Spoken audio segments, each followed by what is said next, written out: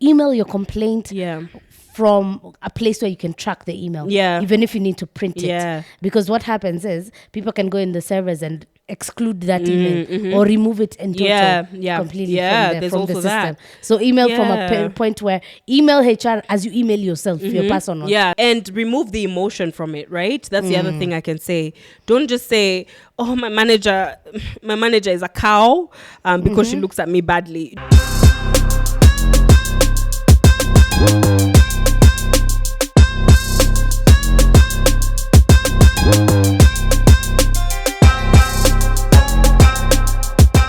Hello, everyone. Welcome back to the Ages and Stages podcast, where we have conversations about the intersection between formal education and the school of life. My name is Dee, and this delicious Technicolor dairy farmer.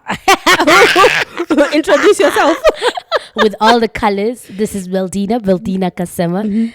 Everywhere. And what are we talking about today? So today we're going to talk about HR, something that's very, very, I find interesting. Like human resource. Yes, HR. Yes. Human resources, and specifically when to go to HR, when not to go to HR. Now, me, D, from my understanding, is that HR is there to help you. Apparently, if you have a problem, say with a coworker, instead of picking a fight with a coworker, as short, tiny people, instead of fighting them and climbing them, what you do, you're meant to do, is go to the HR and get that sorted. Like have a conversation or figure out, or if there's any kind of harassment, sexual harassment, or any kind of harassment in that way, you go to the HR. If you have any disagreement, you go to HR. If you have any challenges at work, you go to HR. So I thought they're there to help you. That's the part where the business becomes a little human. So you're like, that's what puts the human in human resources. Yes, that's what puts the human. It's a lie. So in my head, I've never been to HR, by the way. Never ever gone to the HR. But now that I think about it, I'm one of those people who just combative.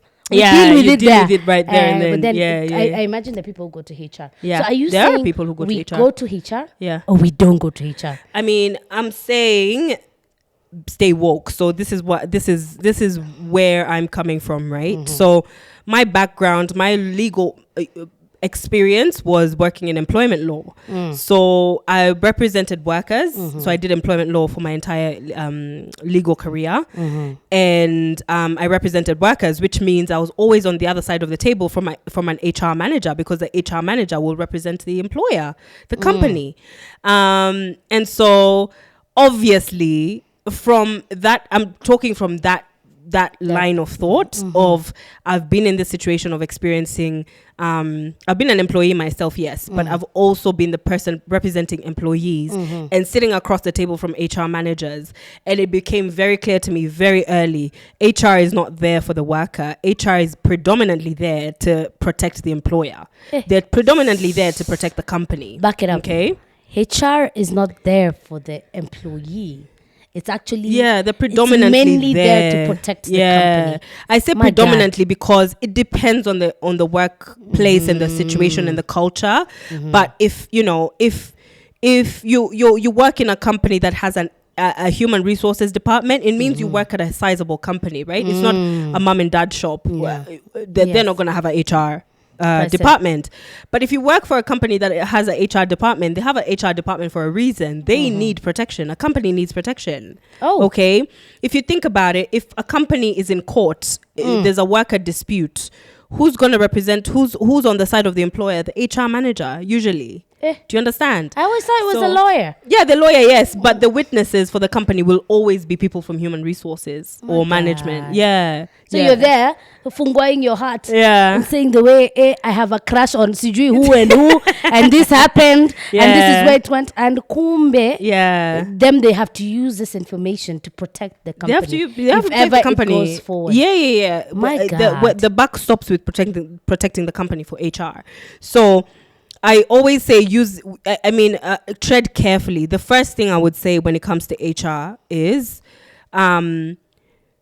if your company is big enough to have an HR department, it means that the company should have policies and procedures that they follow, right? Because why do you have an HR department if you don't have policies and procedures? Fair. HR is there to make sure that these policies and procedures are adhered to. So you have policies, about work health and safety, bullying, sexual harassment, whatever, whatever the policies are. HR is usually there to make sure that these policies are adhered to. So if you do have a situation where someone has breached a policy, either you've been bullied or you've been harassed or you've been sexually assaulted or, God forbid, something has happened to you in the workplace. Or you've been injured, you've been bullied. as you're working. Yeah, or you've been injured. Then HR should be able to help you. The reason I say it gets tricky is, okay, if you go to HR and you say, for instance, I've gone to the doctor and I've been told my disc has slipped and the possible cause is this chair that you guys provide in the workplace. They should be able to be like, okay, fair enough, let's provide you a better chair. But if you go to HR and you're like, oh, my manager is a cow and this and this and this and this. He licked my face. That's where it gets tricky. Now, I'm not saying you don't report things that are dodgy in the workplace. I'm just saying tread carefully. So, for instance, if you're in a workplace and maybe you're new, observe the culture in the workplace is the first thing I would say. Observe the culture in the workplace. What kind of culture do they have around complaints? Wait, okay. Do you ask people when you're observing this culture? No. Observe means look how people are behaving. Maybe you can have conversation. Like if you're my colleague, right? For instance, we work in the same industry. We work in international education. You've been in the industry longer than I have. So quite often I come to you and I ask you, what's your relation? Like how have you found dealing with this person or this person or this agent or this? Do you know what I mean? It's like working in the same office pretty much. So if I was new in an office and I found you there, I would do the same thing. I would come and be like, oh, how is it working with this manager? What is their management style? What are they like? Because when you're starting off, you can't have those conversations with, the manager themselves. You have to observe. And so you observe by making friends, being strategic about the friends you make, being strategic about the conversations you have, but also just the interactions with people will tell you what the workplace is like. So if you see if it's a workplace that's very militant and everybody fears the boss and everybody, the boss says jump and everybody's like, how high? You already know the culture in that place is already, leaning towards the toxic side. So what that means is if you have an HR manager who has the same attitude, which is very, very possible, which is more likely than not, that they'll have the same attitude as management, because they're there to protect management. So you just know, okay, I know if I go to this person to complain about a manager, there's only so far I'm going to be able to go. Do you know what I mean? Whereas if you have a workplace where and I had a workplace like this, by the way. I had a boss who was very, very open to criticism, who never felt like because he was the leader that he knew everything. When one of us did something wrong, he took the blame. He never ever threw any of us under the bus. Do you understand? So in that kind of situation, I would feel comfortable going to HR and being like, I'm unhappy with this, because I know my boss already has created an environment that is safe enough for me to voice my opinion. I don't even think in such an environment I would need to go to HR, because there's already the safety. To the person, there's already the safety to speak to this person and say, oh, I don't think what you said is actually correct. Right? Or, I feel this type of way, or I feel Perhaps that type of way. Approach it this way. I agree. Yeah. But, have you been in workplaces where you've dealt with HR or where you've had to... two things. One, I think we're privileged with the fact that we work for international companies where HR is taken very, very seriously, and possibly that we've worked with bosses who agree or are open, and their management styles have been different compared to the militant kind of way of doing things. So that is an advantage that we've had in terms of the workplace. But I do have a best friend that is a HR manager, and I always sit in her because she believes that a lot of the time the culture of a place is created by the HR. Oh, 100%. And I thought, she told me that the other day, I said, yes, she's very, very keen that the culture is created, and she's always very, very open to discuss. So you'll find most of the time she's younger, but then she's always giving advice. She's one of those people who sit you down and say, listen, buck it up. Don't do this. This will hurt your career and everything. yes. And she's helped many young people be able to that's build good, on but that. that's not the norm. That's not the norm at all. But then there's also the other side where ideally where there's simple things, and she talks about the things that put people together. Yeah. And I hope this is something that if there's any HR professional on here can pick up on, the fact that there are things outside the office that get people competitive. Like she has game nights, I think, every 2 weeks, and then they have a team building coming up and everything. And she makes people want to work in this place because people are like, oh, okay. But someone says, okay, I like a place where I'm not, because during this game nights is when you realize, oh, this person is actually very competitive. Yeah, or this person is goofy. This one's funny. And this is where a lot of the times, a lot of things are negotiated. Yes. Out of the office love. Yeah. Not inside the office. That's where promotions, well, in my experience, which is 100% Australian at this point. Well, it's also international employers. They like to know, can I work with this person? Can I be around this person? 100%. Can I count on them to back me up when they need to? Yeah. So being able to create such and during a conflict, can we get to the other side of it? Yes. With minimal drama. Yes. Yeah. Because of that, I pick up a lot about HR and how HR should be, ideally. With international. So you have a romanticized view of HR. Yes, I do. Yeah. Hence why when you mentioned it, I was like, what? Yeah. They're meant to protect who? No. I thought their work was create culture. Yeah. Work with people, find out how people are working, how they're feeling. Are they okay? Are they not okay? Yeah. I was talking to another manager,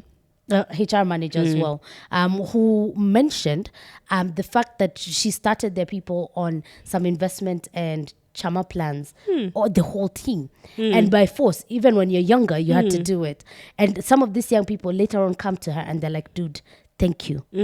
Thank you for the things you put in place. Right. That have made sure that I'm not in a bad place. That my health covered what? She says some of these people she met did not even have like NHIF, NSSF, did not even know how to use them and everything. And she's always been one of those people who was keen to create a culture. So hence when you say they're meant to protect, I'm like, what? So they'll go, the things I'm saying, and they end up telling people, wait. Look, I've, and it's unfortunate. It's really unfortunate. But I've been in situations plenty times where I'm representing a worker who went to HR and maybe complained about sexual harassment, something extremely serious. And usually those are situations where someone more senior has done the sexual harassment. And you're going to HR thinking, I'm in the right hands. They're obviously going to help me. They're obviously going to sort me out. They're going to impose the policies and procedures on management.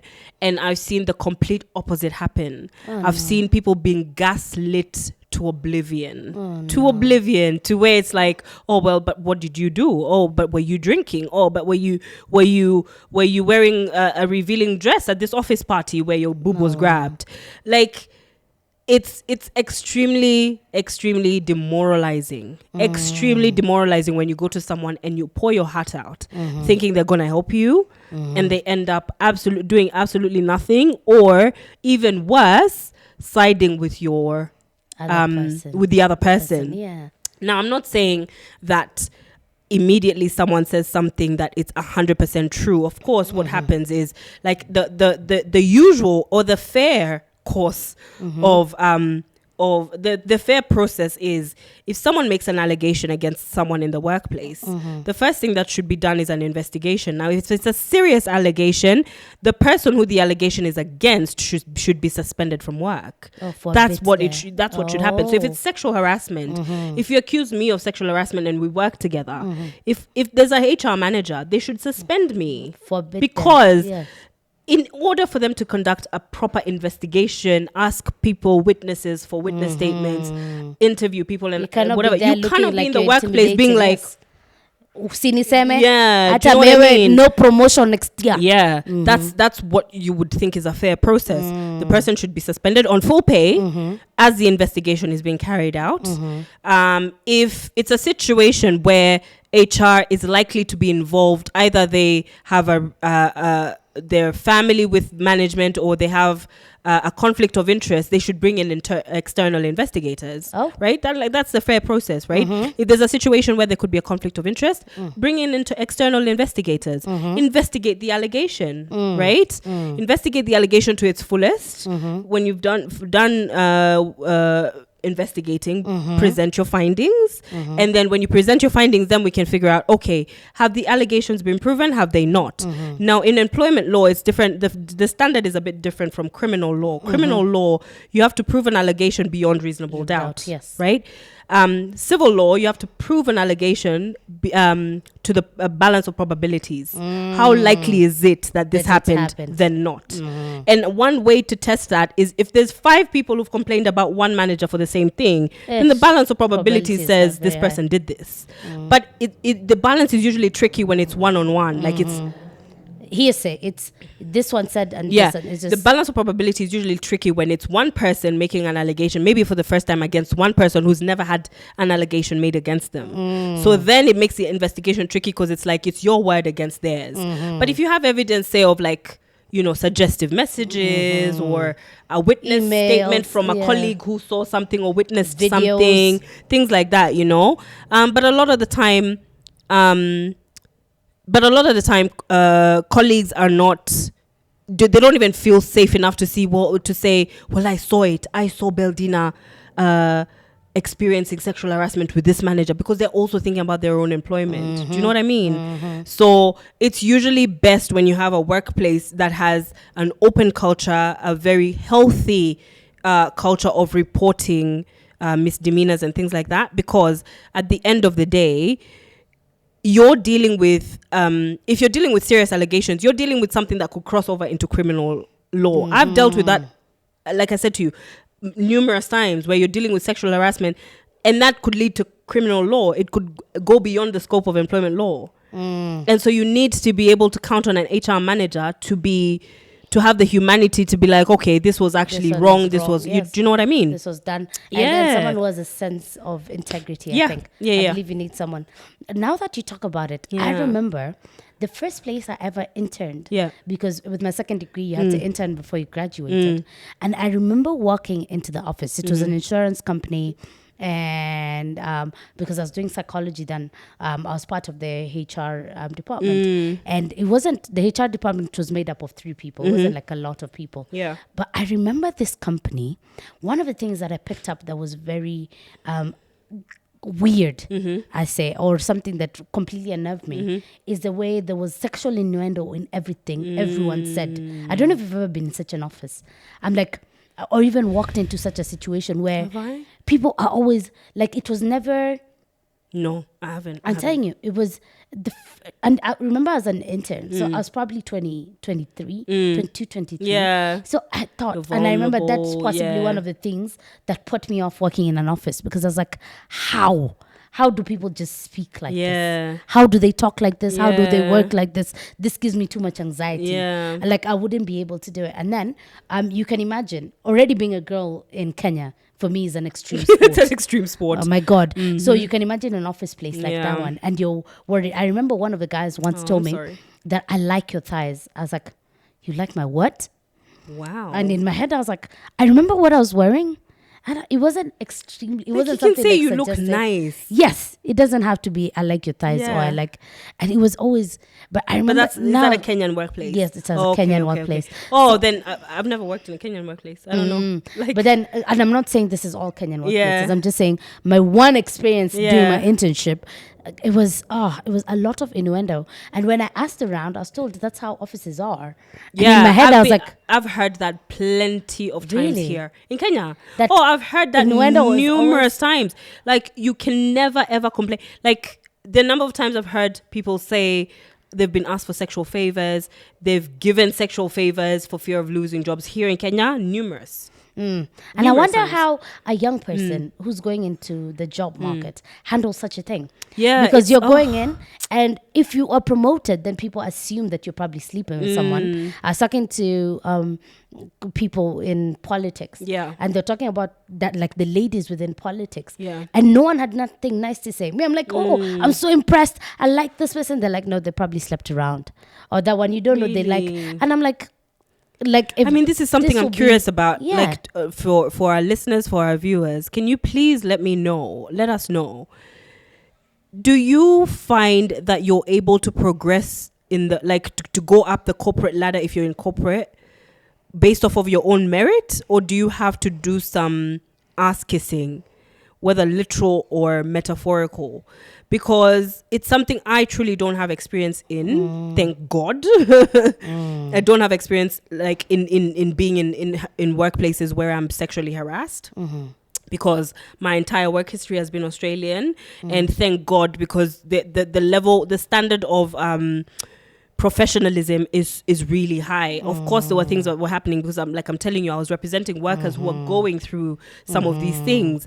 But for the most part, where I've worked, I've never. I think the most left place I've worked was I worked for a criminal, and I found out later that he was a criminal. Do you know what I mean? Like, that was the most left thing about my employment. But other than that, I haven't been in a workplace where people are commenting about my appearance or my physical or my body or anything like that. Nah, and I've never felt like I'm uncomfortable in the work. Never. That was very early on in the workplace, but then like later on, with my job now, in terms of where I've worked, I say we're privileged. We've not had to face such things, and some things you can be able to just say, this I don't like, this I like, this is where we draw the line on this one, and everything. So it's very interesting when wondering how someone maneuvers such a workplace, because there's one side you can say, oh, just quit, but then the question is, just quit and go where? In this place where there's not a zillion jobs that you qualify for, and you don't want to be told to be known as a person who quits their job. But then there's also the other side where you want to climb up the corporate ladder, but then what do you do when how do you even handle such situations? I'm like, if you go down in flames. No, but I burn it. Show my yacht. No, but like no. But I truly understand that dilemma, and it's something that God, like, now that I think about it, that I probably have a lot of empathy for young people going through this. I would say, God, look, if you're in a workplace where you're in a situation where you're desperate for money, but you're also putting up with sexual harassment because you don't have any other option, because if you leave this job, there's no money coming in. I mean, the one thing I would say maybe is actively look for other opportunities. Number one.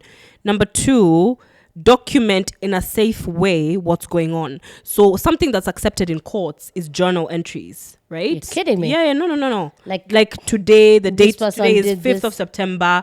It's whatever time it is now. Beldina Kasema said this about me, right? That's a journal entry. It's in present date. 2 months from now, if you're in a court date, or a year from now, you can go back to that journal entry and be like, oh, I actually wrote it down. I wrote down what was happening. That's a safe way for you to keep evidence, because you're not gonna go with CCTV and be like, "Oh, I'm recording you doing bad things to me." But you can make journal entries about what's going on. That's one thing. That's evidence, right? It might not be necessarily, the most damning evidence, because it's not visual. It's not but there's only so far you can go in terms of protecting yourself, because there's also laws about the surveillance laws. You can't just record someone without their knowledge. You have to know whether there's laws that protect that person against being recorded against their knowledge, whether that can be admissible in court or not. But if you're making your own journal entries, be very specific. Allowed. Put your date. Yeah, put the date and time and what happened, because that's your own account. It's not hearsay. It's your own account of what's happening. Do you know what I mean? Also, I think confide in somebody that you trust, like a therapist, like a family member, somebody that you trust, that if called upon can be a witness for you, can say, well, they can't say if they witnessed this happening, but they might give an account of maybe how distressed you were after this incident happened, or how stressed you've been in that office. Yeah, but me, at the end of the day, and I think this is just me, I can't put up with. I don't know, like, and maybe I'm speaking from a place of extreme privilege, but I just. The things I can't put up with, my mouth wouldn't be able to it's also being grown. Behave. It reaches a point where I'm telling you, I'm combative. We will deal with it. You'll tell me my thighs are nice. I'll tell you they're very nice, but you are wrong. Yeah, like, for me, I won't even keep you right there and then. But then I'm not saying it's the right way to do it. Yeah, like it's different for everyone, because you see, Like there's people who feel like, yes, I can stand up for myself, but a lot of the time, and I'm telling you, I've represented bold women, bold men who in the face of management cannot stand up to them. Cannot stand up to them. And this is in a country where laws work. So Sembuse in Nairobi, Kenya, where it's Nairobi, you can buy justice. Do you know what I mean? That's a different kettle of fish altogether. I know. So yeah, I would say document in a journal.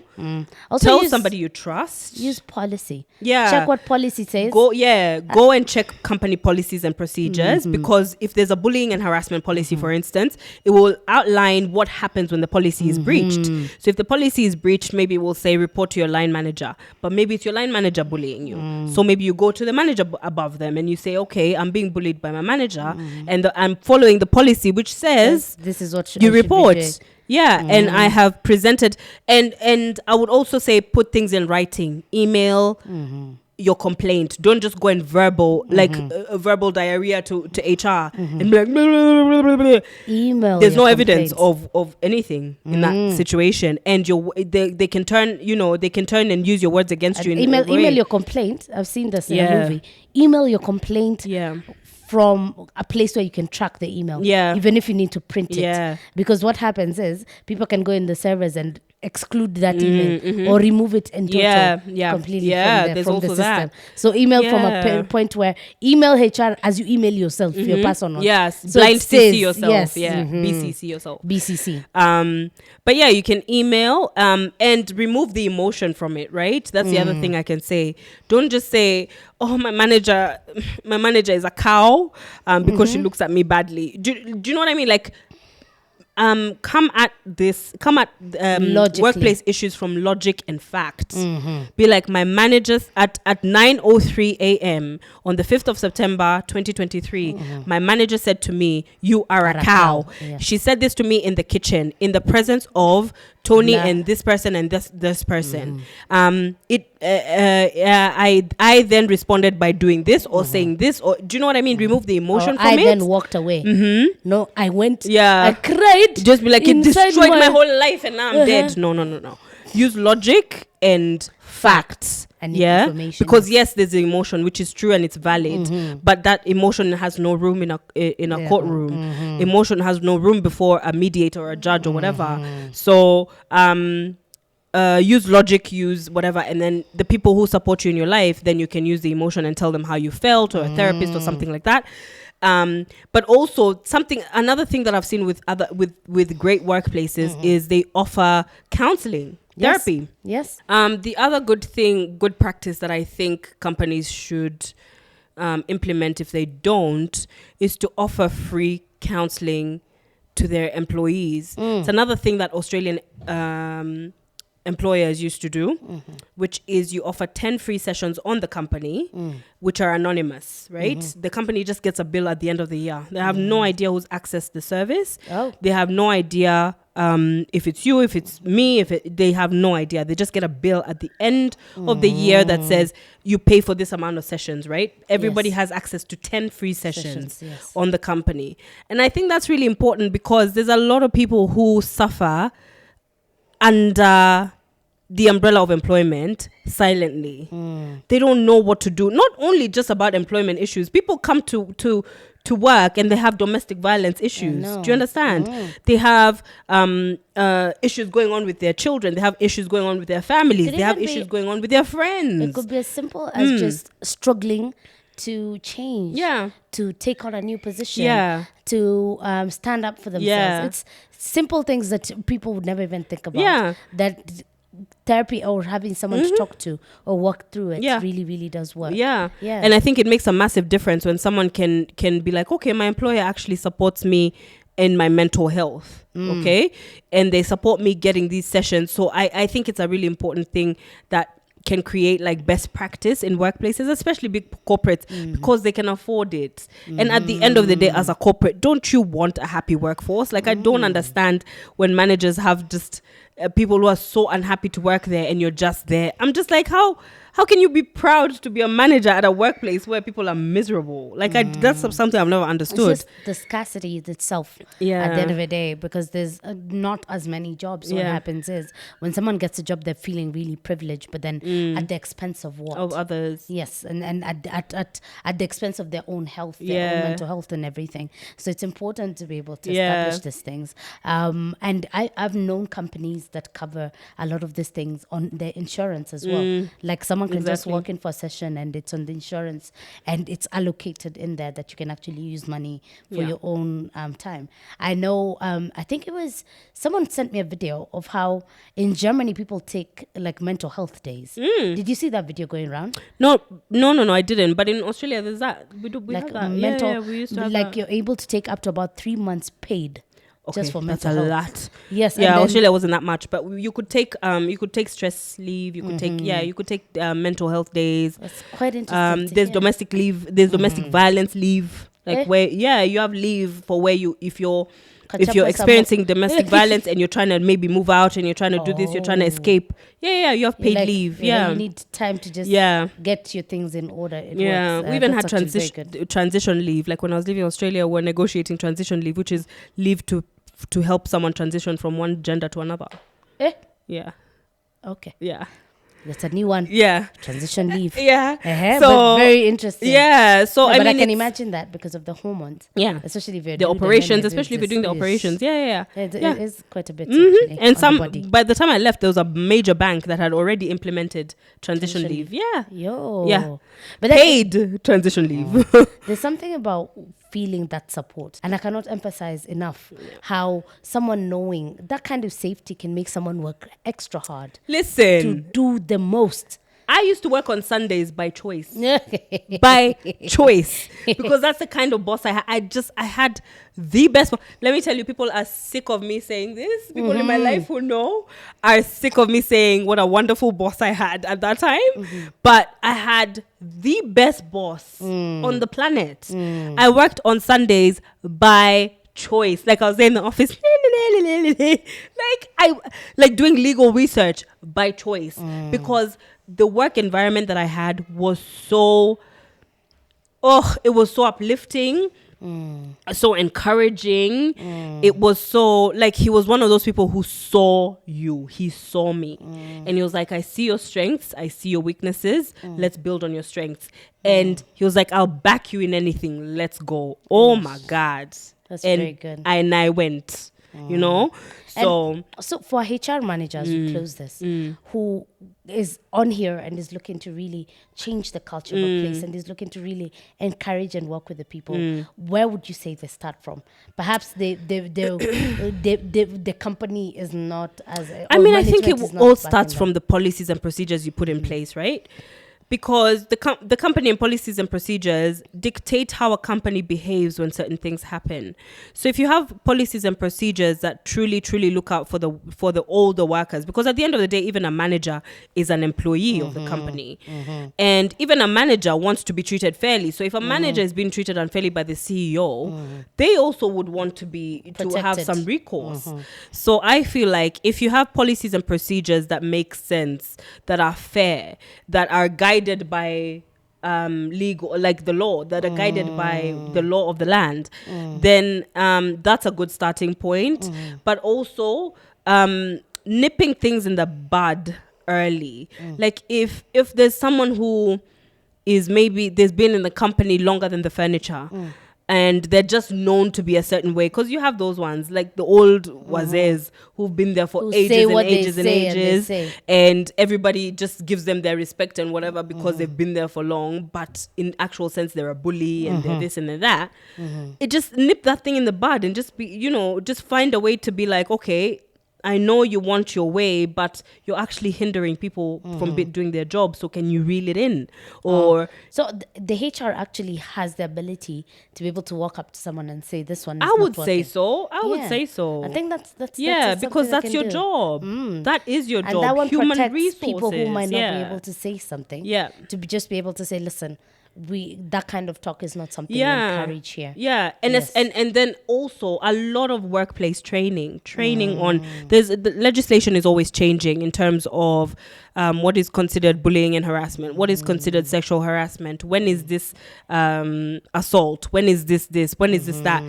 So also keeping up with legislation, changes in legislation, and training the company and all its workers on what it means when legislation changes. That's true. So if you're always on top of what's happening as an HR manager, and then you're also keeping the company appraised of what's happening, then that's a good place to start. But I would say the most important thing is workplace culture. That's dictated by management mostly because, they're the bosses. Workplace culture, how people can relate with whatever, because at the end of the day, whether you're a CEO, you're a manager, whatever, you're human. That means you're prone to make mistakes every now and then. If you can't be told that you've made a mistake, that's a massive issue.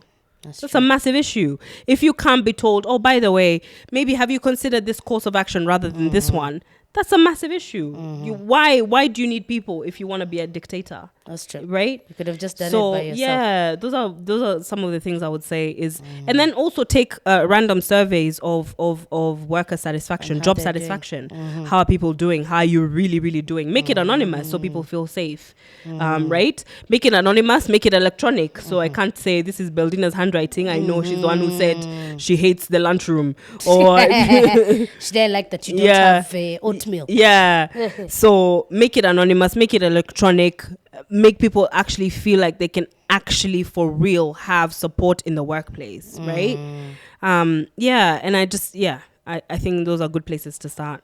If you're That's good. And we'd love to hear from you. Yeah. We'd love to hear if you have the best HR manager, or if you've ever been to HR, what's that been like? Are you a HR manager on here and you have more tips? Please keep us posted. Let us know. And D, that's been us. The Ages and Stages podcast. Thank you for watching. Thank you for listening. Follow us on all podcast platforms. Actually, now on Spotify, you can leave us a voice note. And I think you can leave a voice note, and you can put in some comments that we can see. So leave us a voice note, leave some comments. Follow us on there, rate the episodes. That really, really, really helps. If you're watching on YouTube, please subscribe. Like, if you want to support us, the support you can give us is free, and that means you can subscribe, you can like, you can share it with a friend if it's resonated with you. That way a lot more people can interact with our content, and it can get us to a place where we can actually partner with people and be able to produce even more content for you guys. Okay. Excellent. And then individually you can follow us on Instagram. I'm Things D Says. Beldina Kasema, as always. Yeah. And that's been us. And we'll see you next time. Have a good week. Bye. Yeah.